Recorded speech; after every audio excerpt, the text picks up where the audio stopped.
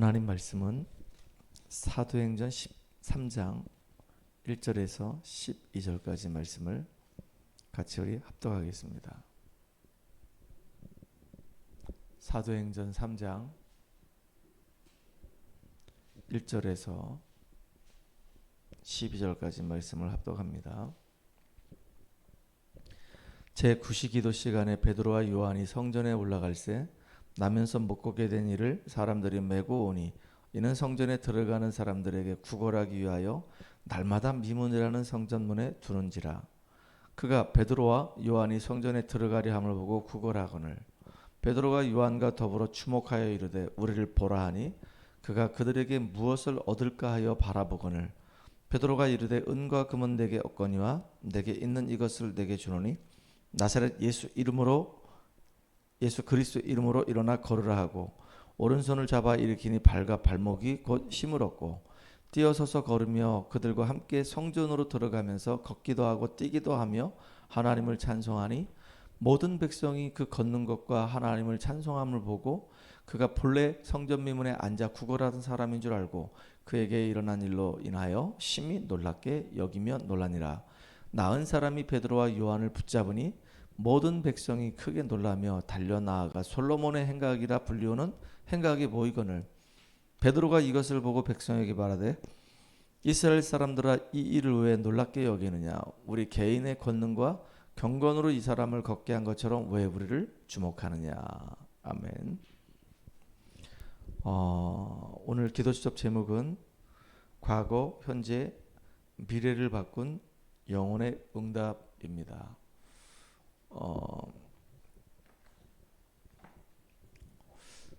하나님께서 이스라엘 백성들에게 계속해서 반복적으로 말씀하신 내용이 있죠. 애굽 땅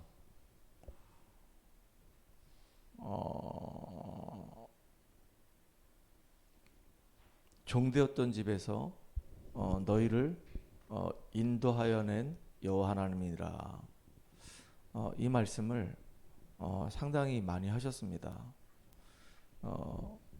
이스라엘 민족들이 전체가 다 시내산에 모여서 이제 실제로 하나님이 이제 강림하시는 것을 눈으로 보게 되고 그리고 모세와 하나님이 말씀하시는 내용들을 이 이스라엘 전 백성이 듣는 이런 놀라운 사건들이 벌어졌어요.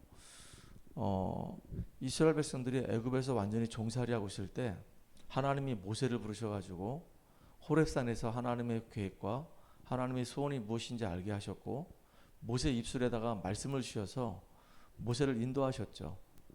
그리고 전 이스라엘 백성들을 애굽에서 출애굽해가지고 그들을 이제 가나안 땅으로 데리고 가는데 하나님께서 막바로 그냥 가나안 땅으로 간 것이 아니고 광야길로 해가지고 홍해를 지나서 이제 이 시내 광야까지 모세가 처음 은혜 받았던 이 호렙산까지 하나님이 인도해 오신 겁니다. 거기에는 이유가 있겠죠. 3개월이 걸렸어요.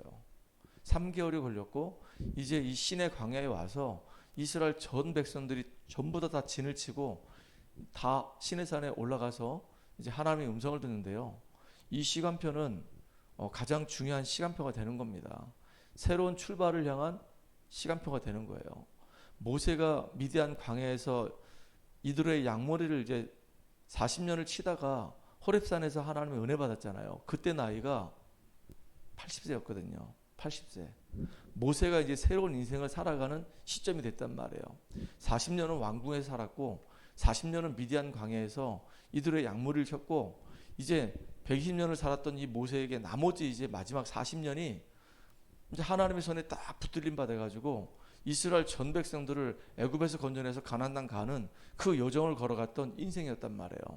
그러면 430년이라고 하는 그 종살이 속에 살았던 이스라엘 민족들이 6월절에 피를 바르고 이제 광야길을 거쳐서 시내산에 왔다는 얘기는 이제 하나님이 이들을 새로운 인생길로 인도해 가신다는 얘기입니다. 지금까지 살았던 그 흐름을 바꾸란 얘기예요. 애굽에서 종살이하면서 완전히 그냥 무장아찌처럼 쩔어 있는 애굽 그 근성과 애굽 그 사상을 버리라 그 얘기입니다. 그거 안 바뀌면은 더 이상 이제 가나안 땅 정복하는 그 일에 쓰임 받을 수가 없는 거예요. 그러니까 이 시내산은 되게 중요한 시간표죠. 하나님의 임재를, 하나님의 강림을 직접 체험하는 시간이고, 하나님의 그 음성을 듣는 시간이고, 또 시내산에서 이 이스라엘 전 백성들이 앞으로 이제 살아가는 동안에 놓치지 말아야 될 영원한 언약, 십계명을 받는 굉장히 중요한 시간이거든요. 그 시내 광야에서 이스라엘 민족들이 1년 동안 있게 됩니다. 1년 동안 있는 동안에 돌판을 십계명을 받아가지고 오게 되고, 이제 십계명을 받아가지고 와서 하나님 말씀을 받고 왔기 때문에 이제 언약궤를 만들게 되고, 이스라엘 백성들이 성막을 만들게 되고, 하나님께 이제 본격적으로 이제 예배드리는 인생의 삶을 살아가기 시작한단 말이에요. 그 예배를 통해서 이제 말씀을 듣고 이스라엘 백성이 치유되어지고 갱신되어지고 그렇게 변화된 사람들만 이제 가나안 땅 들어가는 겁니다. 여러분들, 이스라엘 민족들이 40년 동안 광야 생활을 했거든요. 가데스 바네아라고 하는 곳에서는 38년을 거기서 머물러요. 그러는 동안에 이스라엘 백성들이 치유가 안 되고 갱신이 안 되니까 결국은 다 죽어버려요. 다 죽어버려. 그 체질이 되게 무서운 겁니다. 뭐가 우리 안에 각인되고 뿌리내리고 이게 체질됐냐가 이게 미래랑 연결되어지고 응답하고 연결되어진단 말이에요. 그렇게 말씀을 듣고 하나님이 잊지 말라고 십계명까지 줬음에도 불구하고 이스라엘 백성들이 변화가 안 일어납니다. 다 가나안 땅을 들어가지 못하고 중간에 광야에서 다 낙오자가 되는 거예요. 왜 그럴까요? 이 사단이 결국은요, 가나안 땅 정복하지 못하도록 끊임없이 방해하는 겁니다. 이스라엘 민족들을 추격해 왔던 이 애국 군대들은 다 홍해에서 수장됐지만은 그들을 몰아세웠던 이 사단은 죽지도 않고 끊임없이 방해하는 거예요. 끊임없이. 가나안 땅 정복하지 못하도록, 가나안 땅을 마음에 담지 못하도록 사단이 얼마나 교묘한지 모릅니다. 그래서 우리가 속지 않도록 하나님이 이제 이스라엘 백성들로 하여금 직접 하나님이 시내산에 강림하신 것을 보도록 말씀을 아예 그냥 돌판에 새겨가지고 영원히 잊지 않도록 주셨단 말이에요. 그럼에도 불구하고, 그렇게 예배를 드리는 삶을 사는데도 불구하고 이스라엘 백성들이, 대다수의 많은 사람들이 다 낙오자가 돼버렸어요. 사단에게 이용당한 겁니다. 우리가 가야 될 저 가나안 땅 만만하지가 않아요. 그 가나안 땅 그 사람들이 똘똘 뭉쳐가지고 얼마나 이스라엘 백성들을 조롱하는지 모릅니다. 그럼에도 불구하고 우리는 하나님의 계획인 저 가나안 땅 정복하는 그 일에 우리의 인생이 인도받아야 된단 말이에요. 그래서 어떻게 우리가 이렇게 가장 전환점인 가장 소중한 축복의 시간표 속에 있음을 알고 인도받을 것이냐. 앞으로 우리가 응답받을 내용들도 많잖아요. 원주와 이 강원도 전역에 쫙 말씀 운동을 깔아가야 되는 겁니다. 성경적인 전도 운동을 해야 되는 거예요. 그리고 숨겨진 제자들을 다 찾아내야 되는 겁니다. 구석구석마다 이제 다락방을 하기 시작해서 다락방이 이제 나중에 팀 사역으로, 이제 미션홈으로, 전문 사역으로 지교까지 우리가 응답을 받아가야 되는 겁니다. 그리고 우리 교회 안에서는 금토일 시대 세 가지 뜰을 갖춰야 되겠고, 우리 후대를 살릴 수 있도록 RUTC를 우리가 응답받아야 될 내용들이 우리 안에 어마어마하게 무궁무진하게 많단 말이에요. 그로 끝나지 않잖아요. 우리는 또 237자 5천 정적을 향해서 우리는 선교까지 해야 되는 굉장히 중요한 응답 속에 우리가 있단 말이에요. 그럼 어떻게 이런 어마어마한 응답들을 우리가 받을 거냐 이거예요.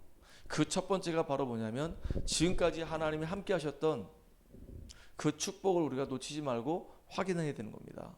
어떻게 우리가 구원받았냐? 우리의 열심으로 우리가 구원받았냐? 우리가 노력을 했기 때문에 구원받았냐? 우리가 뭐 능력과 실력이 있었기 때문에 구원받았냐? 아니거든요. 우리의 배경과 능력과 실력과 전혀 상관없이 하나님의 은혜로 말미암아 믿음으로 우리가 구원받은 거거든요. 이스라엘 민족들이 430년 동안 종살이하고 있는데 6월절에 어린 양이 피 바르는 날 완전히 이스라엘 백성들이 애굽에서 출애굽하는 놀라운 축복을 받았거든요. 그리고 광야 여정을 걸어가는 동안에 하나님이 이스라엘 백성들을 어떻게 인도하셨습니까? 하나님은 한순간도 이스라엘 백성들을 눈에서 뗀 적이 없어요. 구름 기둥으로 불 기둥으로 그들을 인도하시고, 홍해를 건너게 하시고, 마라의 쓴물을 단물로 만들게 하시고, 심지어는 신광야에서 만나 메추라기를 주시고, 르비딤에서는 반석을 쪼개가지고 또 물을 주시고, 아말렉이 쳐들어왔을 때는 직접 하나님이 역사하셔가지고 첫 번째 승리를 거두게 하시고 이렇게 곧 죽을 것처럼 보였는데 죽지 아니하고 하나님이 늘 그들을 인도하시고 보호하시고 응답하시고 축복하셨단 말이에요. 그렇게 구원을 받았던 이스라엘 백성들, 하나님의 인도와 응답을 받았던 이스라엘 백성들, 그거 잊지 마라 그 얘기입니다. 직접 다 체험했던 거잖아요. 가나안 땅 들어가는 데 있어서 그 모든 체험들이 굉장히 중요한 발판이 될 거란 말이에요. 절대로 잊지 말아라. 그리고 하나님의 말씀을 지식으로 받지 말고 예배를 형식으로 드리지 말고 진짜 신앙생활 해야 되는데 종교생활 하지 말고 말씀을 정말로 사실적으로 딱 가슴에 붙잡고 그 생명의 말씀을 딱 언약으로 붙잡고 삶의 현장에서 승리하라 그 얘기입니다. 어느 정도냐? 앞으로 되어질 미래를 바로 내 눈앞에 딱 가져와서 응답받을 수 있는 사람이 될 만큼 그렇게 우리는 응답을 누리는 축복의 주역되기 바랍니다. 오죽하면 하나님이 애굽 땅 종되었던 집에서 너희를 인도하여 낸 여호와 하나님이라. 애굽에서 건져내고 거기서 너희를 인도해낸 하나님이라고. 너희들 저 가나안 땅으로 내가 데려갈 하나님이라고. 너희들과 함께 있고 너희들에게 말씀을 줬고 너희들을 인도하셨고 너희들에게 응답하셨던 그 하나님이 지금 우리와 함께 하신다고. 그 축복을 놓치지 말고 오늘도 누리는 우리가 되기를 주의 이름으로 축복합니다. 자, 오늘 사도행전 23장은요 성전 미문에 앉아있던 이 안진뱅이가 베드로가 증거한 이 복음을 통해서 나음을 입는 완전히 운명이 뒤집어지는 놀라운 일이 벌어지는 사건이었습니다. 서론에 보니까 안진뱅이가 일어난 사건은 과거와 현재와 미래 즉 운명을 바꾼 응답입니다. 과거 문제가 해결됐어요. 태어날 때부터 안진뱅이로 태어났습니다. 이게 저주지 뭡니까? 안진뱅이가 안진뱅이로 태어나고 싶어서 안진뱅이로 태어난 게 아닙니다. 태어나고 보니까 이미 벌써 안진뱅이로 태어나서 40년 동안 그렇게 살았던 겁니다. 그리고 안진뱅이 인생은 다른 사람에게 손을 내밀고 구걸하는 인생이에요. 사단에게 딱 잡혀가지고 살아갈 수밖에 없는 인생이었단 말이에요. 평생을 그렇게 살아가야 되는 겁니다. 그리고 안진뱅이는 미래에 대한 소망이 없었어요. 그런데 베드로가 복음을 증거함으로 인해서 안진뱅이의 과거 문제, 현재 문제, 미래 문제가 다 해결되고 운명에서 빠져나오는 놀라운 일이 벌어진 겁니다. 그래서 운명을 바꾸지 않으면 그 속에서 죽기 때문에 하나님은 영혼의 응답을 이 안진뱅이에게 허락하신 겁니다. 우리는 육신적인 헌신과 물질적인 헌신을 할 수 있습니다. 안진뱅이가 성전 미문에 앉아있을 수 있도록 주변의 친구들이 안진뱅이를 항상 그 성전 미문까지 이렇게 데려다주는 육신적 봉사하는 사람들이 있었어요. 그리고 성전에 오르락내리락 들락날락 하면서 안진뱅이 보니까 불쌍하거든요. 그러니까 이제 동전으로 안진뱅이를 도와주는 물질적인 봉사하는 사람도 있었습니다. 나쁜 건 아니고요. 필요한 겁니다. 그러나 베드로는 육신적인 봉사한 것도 아니고 물질적인 봉사한 것도 아니고 안진뱅이가 가지고 있는 그 운명의 문제를 완전히 퍼펙트하게 해결하는 영적인 봉사를 했던 주역이었단 말이에요. 우리에게 진짜 필요한 건 바로 뭐냐면 이 영적인 봉사하는 겁니다. 영적인 헌신을 해야 되는 거예요. 죽어가는 사람들을 복음으로 살려내는 이 영적인 헌신을 하는 것이 우리의 사명이란 말이에요. 더 중요한 것은 베드로가 안진뱅이를 일으켰다. 물론 중요한데요. 어떻게 일으켰냐 이거예요. 그 안진뱅이를 향해서 이 베드로가 은과 금은 내게 없지만 내게 있는 것 내게 주노니 나사렛 예수의 이름으로 일어나 걸어라 그랬어요. 예수의 이름을 처음 선포하는 시간이에요. 물론 이 베드로가 주는 그리스도시요 살아계신 하나님의 아들이십니다. 이거 고백했습니다. 제자들 앞에서. 근데 현장에서 죽어가는 그 영혼에게 복음을 처음으로 선포하는 시간이었단 말이에요. 저도 지금 잊을 수가 없어요. 그동안 복음만 수도 없이 들었던 내가 이제 목사님과 함께 놀이터에 가가지고 그 어린 아이들에게 복음을 직접 전했고 그 복음 전하고 난 이후에 그 아이들이 마음의 문을 열고 영접했던 그 사건은요 영원히 잊혀지지 않을 겁니다. 이게 놀라운 거예요. 처음으로 내가 입을 열어가지고 복음을 전해가지고 그 상대방이 생명을 얻는 그 역사는 잊을 수가 없어요. 베드로에게도 이게 첫 번째 사건이었거든요. 예수가 바로 그리스도라는 사실을 증거하고 정말로 예수가 그리스도이심이 밝히 확인되는 첫 번째 사건이었단 말이에요. 너무너무 놀라운 거 아니겠습니까? 예수 그리스도의 이름은 엄청난 이름이에요. 안진뱅이의 인생의 문제를 해결할 수 있는 놀라운 일이란 말이에요. 그 이름 붙잡고 전도를 위한 세 가지 이정표를 우리가 이제 만들어야 됩니다. 그 첫 번째 이정표가 기도의 이정표예요. 부활하신 예수님이 40일 동안 감람산에서 하나님 나라의 일에 대해서 이야기하셨죠. 그 제자들이 마가의 집에 모여서 10일 동안 본격적으로 기도하기 시작했습니다. 근데 그렇게 기도했던 이 초대교회 성도들에게 성령의 충만한 역사가 일어나기 시작한 겁니다. 그걸로 끝나지 않죠. 오늘 본문에 보니까 제9시기도 시간에 베드로와 요한이 기도하러 성전에 올라가다가 누구를 만나냐? 안진뱅이를 만나게 된 겁니다. 그러니까 제9시기도 시간, 항상 이 베드로는 기도하는 시간이 있었단 말이에요. 늘 기도하는 시간이 있었어요. 두 번째는 뭐냐면 전도의 이정표입니다. 우리가 꼭 기억할 것은 나사렛 예수의 이름이 처음으로 증거되었다는 것이죠. 어디예요? 성전 미문에 있는 안진뱅이에게. 진짜 이 예수의 이름은 흑암이 벌벌 떠는 이름이에요. 그래서 안진뱅이 사건은 아무도 할 수가 없어요. 그 당시에 의사도 정치인도 그 누구도 할 수가 없는 일인데 복음 가진 이 베드로가 그리스도의 이름 가지고 안진뱅이 인생 문제를 해결해 버렸단 말이에요. 예수의 이름만이 해결할 수 있는 거예요.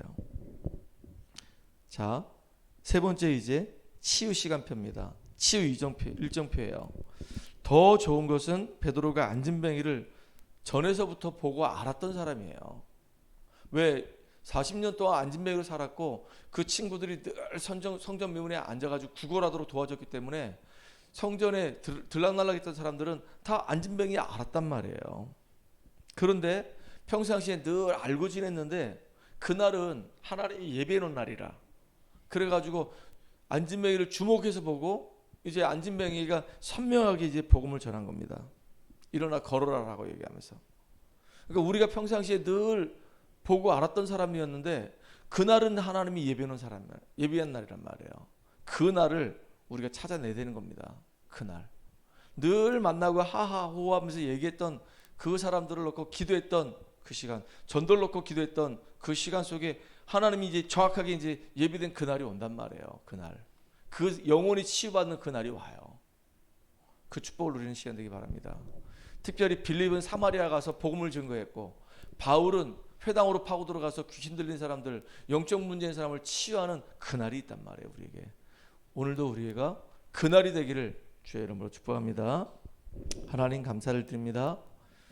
성전 미문에 있는 이 안진뱅이가 베드로가 증거하는 복음을 통해서 발과 발목에 힘을 얻고 온전히 운명에서 벗어났던 것처럼 우리가 기도의 일정표, 전도의 일정표, 치유의 일정표를 가지고 지금 현재 내가 만나고 있는 사람들, 그 사람들 놓고 기도하다가 복음으로 살려내는 그날의 축복을 누리게 하여 주시옵소서.